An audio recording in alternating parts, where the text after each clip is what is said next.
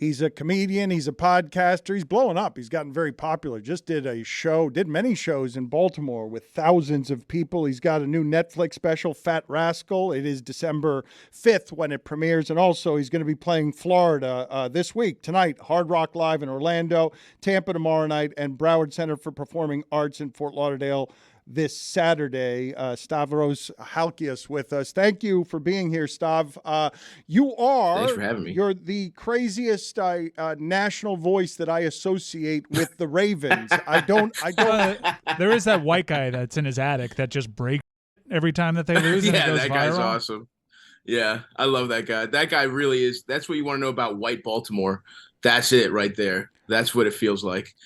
Just no uncontrolled anger issues. Haven't even thought about going to therapy, and the Ravens dictate how that week is going to go for them and for everyone they come in contact with. So that guy is more of like, that guy's more representative than me. I'm kind of doing a take on a muted version of that guy, but yes, somehow I have accidentally ended up as like the premier Ravens fan on the internet. I'm not sure that you're going to find a whole lot funnier as a comedian than just the insanity of sports fandom, correct? Yeah, absolutely. It's just one of the dumbest and best thing. It's awesome. And yeah, it's like I'm making fun of this guy, right? Like I do a character that's an over-the-top Baltimore guy who, like I said, his week comes and goes as the Ravens go, so does his emotional state. This is Ronnie, and as correct? much This is Ronnie. Yes. And as much as I am mocking that guy, that is exactly how I also feel. Do you know what I mean? It's like I'm barely making fun of anything. And in fact, when the Ravens, when they win, I'm writing jokes. I'm trying to like come up with fun little things. When they lose, I will do that video in one take and have to try and not use my real voice. Those are my actual thoughts when I'm calling for, This is the beauty of it. This is it. Your method acting. You are a person who's actually you're in disguise, but you're not, because you're playing a character, but you're not. Of course. And so I'd like to just talk to Ronnie, if I could, for a second about what would Ronnie want to tell everybody about Lamar Jackson? I got to imagine Ronnie's fuel is the national media, what the national media has done with the assessments of Lamar Jackson. Right. Well, see, that's okay. I will tell you what Ronnie thinks, but you also have to keep in mind that Ronnie, okay, you know what? I'm just going to tell you right now. I'm just going to go into it. I won't even preface it. I'll just let you know how it goes. Oh my God. Nice to be here on the LeBatard Show. Hope y'all's quaking in your boots because y'all got frauds over there with Tua and little Mikey with his freaking vape over there. Okay, we're gonna destroy you on the 31st. It's gonna be a whole bad year in Miami because you don't want to fuck with the Ravens, yo. Now, as far as Lamar goes, first of all, when we first got him, I was thinking, okay, this is cute and all, but the guy can't really, he's not a cerebral pocket passer like Joe Flacco. Okay, I was thinking instead of that first round pick, let's get Flacco back in here. Now, I got to say, he has made me eat my words, okay, and so far, so good. He must have been watching a lot of Flacco tape, learning how to stay in the pocket, be a true pocket passer, none of this showboat, flamboyant stuff over there running a ball. You got to stay in the pocket, hit your receivers, baby. And he has been doing that, and as a result, he is going to be the MVP. The Ravens are not losing the game. I have adjusted our record. We are 9-0. The Steelers was cheating, and the Colts game was a fluke. That should not count against us. We are going for the first undefeated season of all time. That's all there is to it, Dan. To be clear, Ronnie is not racist. He just really loves Joe Flacco because he deserves to sainthood in Baltimore. Correct? Well, first of all, Dan, I don't see color. That's number one. And that's what y'all are racist over there talking about who's racist and who's not. I like statistics, okay? And I look at statistics, and I could tell you that Joe Flacco is the greatest quarterback of all time if you only look at his playoff run, and that's all that should matter, okay? I ain't racist. I got a lot of black friends, okay? One of my children is, I think, half black or half Panamanian or something like that. I did not really check. And she's kind of a bitch, to be honest with you. Her mom is kind of a bitch. So I'm not really, she's trying to fucking garnish my wages at AutoZone. So I am not about that shit no more. Okay. But yeah, I ain't racist at all, Dan. And actually, shame on you for even bringing race up when it comes to football. Okay, we're just trying to have a good time, Dan. Yeah, my bad. Apology accepted. I don't need to talk to Ronnie anymore. I feel like I've talked to him a lot in Baltimore, but you have more reasons to be obnoxious now, correct? Because you realize that your team is mauling people up front. That Lamar's playing a different game because your team has some of what Philadelphia has, where in the trenches they're better than people. Yeah, I mean, yes. So that was Ronnie, and I had to do the character justice. I couldn't come here and pretend he wasn't racist just because we're on the biggest show. Ronnie has to be himself wherever he is. Understood. But yes, I have always been truly. Lamar is the reason I'm back into football, because I had been I was kind of a little bit on in that era right before Lamar got drafted. It's like, the Kaepernick stuff is going on. They're not paying the players are all, there's no health insurance. I was really on my Bernie back then, and I still am politically, but it was the kind of shit where I was like, fuck the NFL. And I've always been a bigger hoops guy. And then I was just watching. I remember the day I'm watching the draft in the background, just because, I'm still a sports fan. I'm still doing chores or whatever. And Lamar's falling. And I'm like, no, come on. We're not. This is crazy. That guy's awesome. Someone's going to draft him. And then my deepest fear was Belichick was going to get him. I'm like, oh, great. This fucking piece of shit set for 2 quarterbacks right afterwards. And then they pass on him. And I'm like, what the And then once we drafted Lamar, it was like John Wick when he like gets his guns, he like gets the cement, he like gets a sledgehammer and gets his guns out of the garage. That was me getting my purple camo pants, and I was like, "We're back, baby! Yes, Ed Reed, Ray Lewis, Trent Dilf, I'm back, Saragusa, it's back. We're winning Super Bowls." And so me and Lamar is the entire reason I'm back in on the NFL, and he has turned me into the super fan I was when I was in 6th grade. So yes, those narratives are such bull. The guys, I was getting pissed off when everybody's sucking Justin Herbert off the last couple of years just because Lamar is injured. Everyone kept leaving him out of the top 5 conversations. And this year is so beautiful because when we have somebody that understands how to use the guy and understands that you don't have to run like a 1930s Army offense where there's 8 running backs or whatever, and it's not let the guy throw. He's been out of control. He's been amazing. And to your point, sorry to go on that tangent, I just had to get on the record myself. But yeah, to your point, a lot of that is our line is incredible. Not only offense, but defense. Seeing Jadeveon Clowney just be awesome for us is sick. Even though it's weird he's wearing 24, that still kind of makes me mad. But it's cool. Who's your favorite Raven ever? If you could only pick Reed. It's Ed Reed without question. Yeah. And it's not just because of how he played, right? It was general style away from the field as well. I'm not really a fan of what he did on the field. I kind of like his post coaching career is kind of the most. That's what I've really appreciated the most. No, he's the man. He was the best safety ever. He was so cool. And I don't know. There's other options. Obviously, I could tell you the pros and cons of all of them, but he was the man. As I mentioned before, you sold out 6 straight shows in Baltimore, your hometown. What kind of emotional was that for you? I mean, that was insane. And it's honestly, it's crazy to think, I'm doing well. I've been very lucky this year where I'm selling pretty nice tickets everywhere I go, but I would probably sell one of those in every other place I'm at. And then to do 6 and that's, by the way, the Lyric is it's the Lyric Opera House. It's there's chandeliers places. There's, it's bizarre for me to even be in there. I think I feel like I belong in the side room of a bar with a Lynyrd Skynyrd cover band bleeding in through the walls. That's where I should be talking about not getting hard. It's most of my comedy is being fat and not getting hard, and my immigrant family. That's kind of roll that you're going to get one of those 3 is what most of my jokes are about. And to be in this building where there's ushers with white gloves. Where I saw Chris, I remember in '07, I saw Chris Rock. I was a senior in high school. I see Chris Rock in the literal worst seat in the house, the only one I could afford, and to like be there and do 6 shows. It really, it was, it's kind of it really broke my brain where I was like, I still can't wrap my head around, to be honest with you. This feels weird.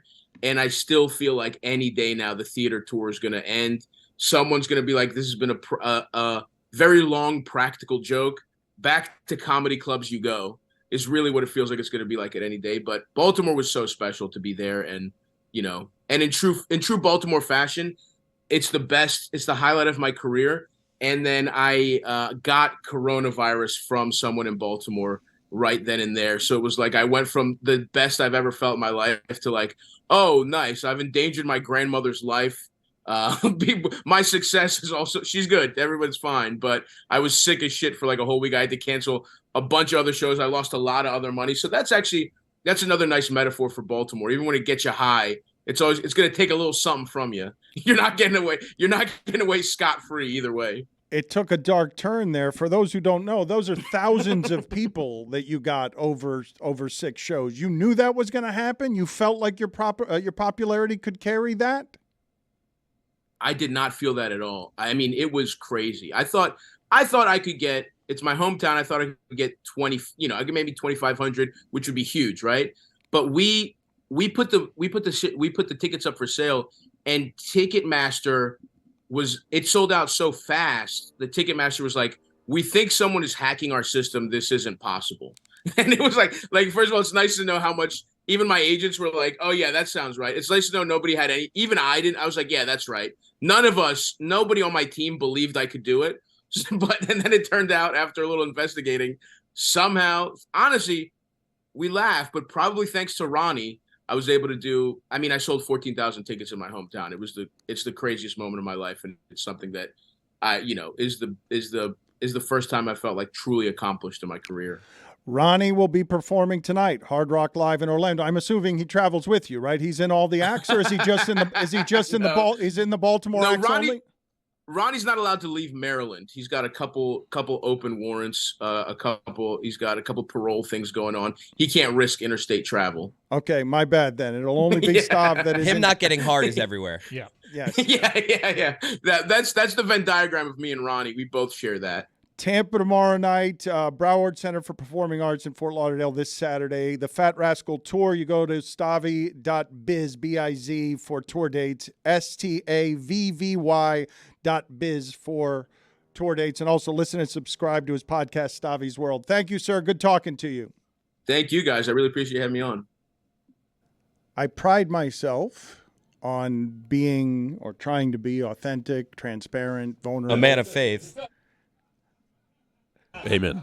The reason that I bring it up is because as I was reading Al Michaels talking about aging, being 78 years old, coming back next year, and was thinking about how I've been hiding for 2 years, hiding in plain sight for 2 years on stuff going on in my personal life. And in doing so, I have very much felt the weight of mortality and felt the weight of aging. And Al Michaels is 78. That's a hard job, whether people know it or not. There's a reason that those people do that one assignment a week. I don't think most people think that's very hard. I think they think that's how great a job that is. Give me that job. 17 weeks a season. I do one game a week. What's so hard about that? Al Michaels has been doing it for a long time. And now he says it's fair, the criticism that on the Amazon Prime games, and I continue to marvel that Amazon Prime hasn't had major glitches. These are giant productions. It's really hard. All these games that get on your televisions every week, it's really hard to get all that. There's a great deal of expense in getting all of that off the ground. Al Michaels sits atop of that entire kingdom, and when Amazon Prime, when the Bezos money came for the football dollars, they went and got the best there ever was. They went and got the name that would give them instant credibility and made all the salaries skyrocket in broadcasting. Al Michaels must be feeling his age. Al Michaels says it's fair to criticize.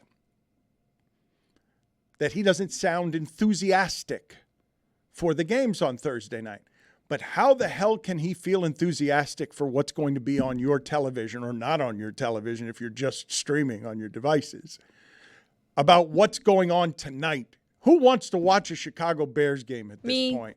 Really? No, never. I mean, last week was Titans Steelers. I mean, hasn't been good. That one I was actually. I mean, Will Levis has a Dan Marino. But I'm just saying, like the name power, no.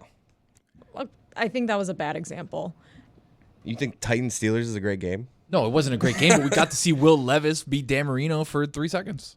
Steelers defense is really good. TJ Chris. Watt, exciting. Yeah, they've got good players there. I will. That's my bias also showing. I will say Panthers Bears. As long as no Chicago legends die before the game, it's going to be a stinker. It's our second Thursday us for an the angle. Bears this year. We had Bears Commanders earlier. It was this their first season. one of the season. That was an exciting game, though. DJ Moore had like 200 yards. Like, everybody looked good. Sam Howell looked good. Well, back then, you thought that they had a young quarterback, and all of a sudden the place that we find ourselves is that 46 quarterbacks have started this year. 46. Like, this part's always funny to me in our weekly analysis of sports. Like, 46 starting quarterbacks. Like, that's a lot of injuries. We're halfway through the season. That's the position that's protected.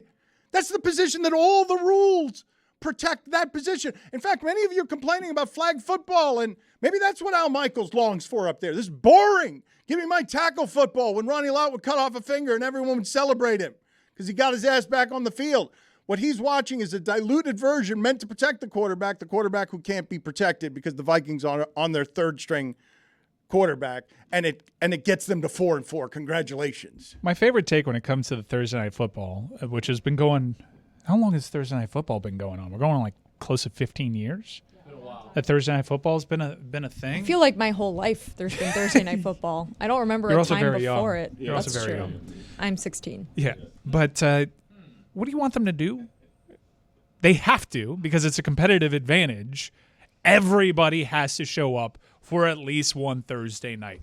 They actually do you the service of, well, if it's going to be a bad team that we're putting on there, let's have them go up against another bad team so the game can maybe be competitive, as opposed to having the Carolina Panthers go up against the Philadelphia Eagles and that game being over midway through the second quarter. What would you like them to do about this? They have to take the Bears. They have to take the Panthers. Why not put them together and have a good old-fashioned slop-off?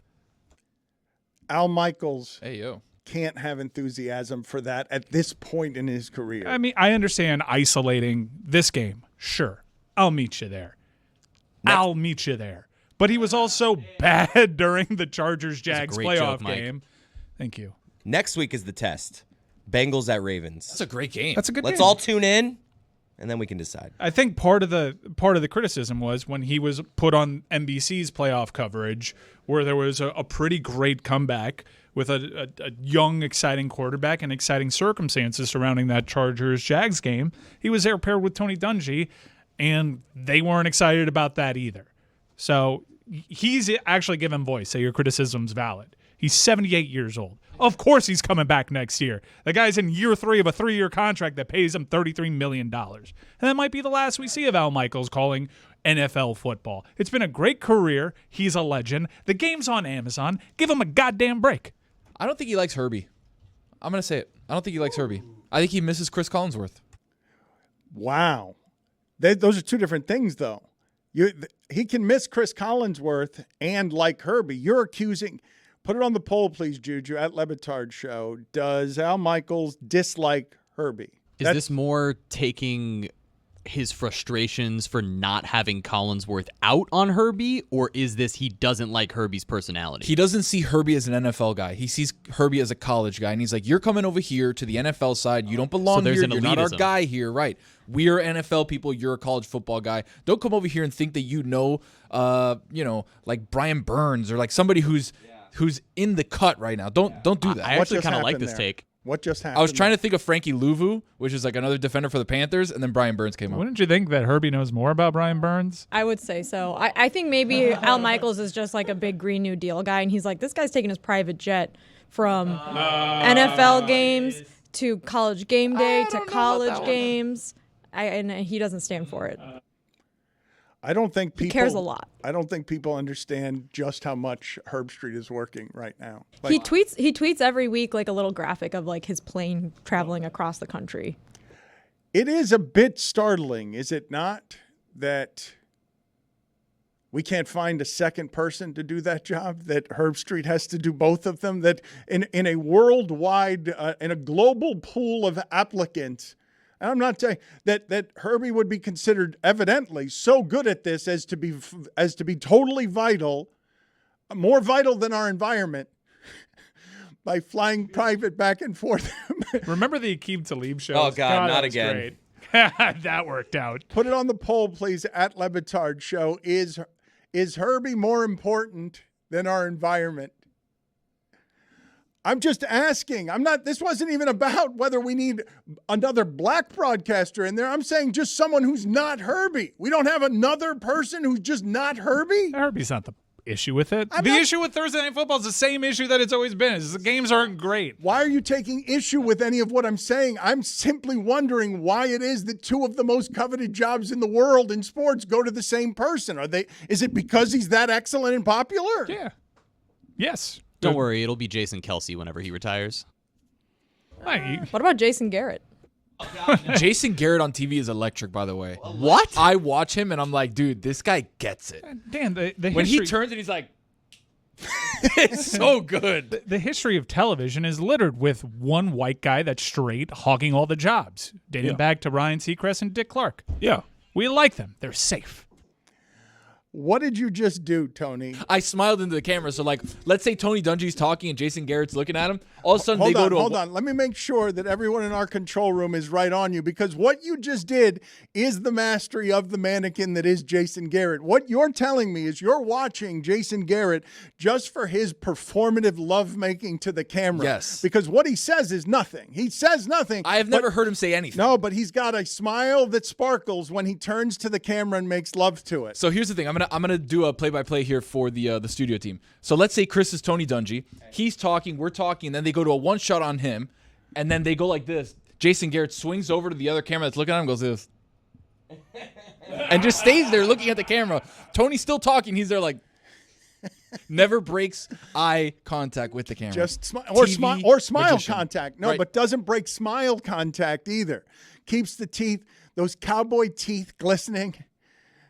There are so many cowboys on television. How do they have all the good broadcasting jobs? Jason Witten must be like, what the? Come on. Well, they gave Jason Witten a chance. Exactly. It's not like he got the chance before Olsen did. All he had to do was be good. was What terrible. did he do? He was just Witten. A rabbit out of somebody's head. Why were you guys talking about Arthur Smith, the mustachioed coach He of shaved the it. Atlanta Falcons He this shaved weekend? it. Is that why you were talking about him? No, but he shaved his mustache. It's like the biggest news of the week. I cannot believe it took this long to get to it. He shaved his mustache, and I think he did it to show the world that he's getting serious now. He's going to start playing the good players. I think he did it because he wants to disguise himself. Because what started happening is, for those who don't know, Arthur Smith is the son of FedEx founder Fred Smith. And fantasy football Twitter has started to essentially dox Fred and Arthur Smith. And I think it's because Arthur Smith has just not utilized Bijan Robinson the way that everyone wished that he would for fantasy football purposes. He's not getting the touches everyone wants. But now it's hilarious because the internet is essentially going after him and his father as like son of billionaire and really trying to rip him to shreds, going through his dad's Wikipedia page and trying to like essentially accuse him of murder. It's really, it's Whoa, one of the, wait, where'd that escalate to? Yeah. FedEx Fred? Yeah, FedEx Fred. FedEx Fred has been accused of murder? Well, there's a specific thing on his Hold Wikipedia on a page second. that Is says there- forgery, hold indictment, on, and car hold- crash. Hold on a second. Hold on. Time to throw away all journalistic credibility and get reckless. Here is something we like to call reckless speculation. You're good. Via Wikipedia, the same evening of Fred Smith's forgery indictment, he was involved in a fatal hit and run in which he killed a 54-year-old handyman named George Sturhill. That's not murder. He was arrested and charged with leaving the scene of a crash and driving with an expired license. Vehicular manslaughter at best. Released on a $250 bond. Cheap. All charges later dismissed. Not the first time he was involved in a fatal car crash, by But the way. FedEx, Fred, and his son are getting doxxed because they're not using Bijan Robinson in the red zone? Yeah, that's right. At all, really. Well, when you say at all, I'm really, good with yeah, it. yeah. Like, you know, They haven't really used him at all. well, you know what? I was like going to be against doxing for a second there. But when you're like, at all, what do you mean you're not using Bijan Robinson at all? I mean, they're not throwing to him at all. Not doing No anything. Not handing catches. the ball off. PPR, I see Dan. Cordero Patterson running down the We all know sidelines. he's good. We PPR know or not Bijan.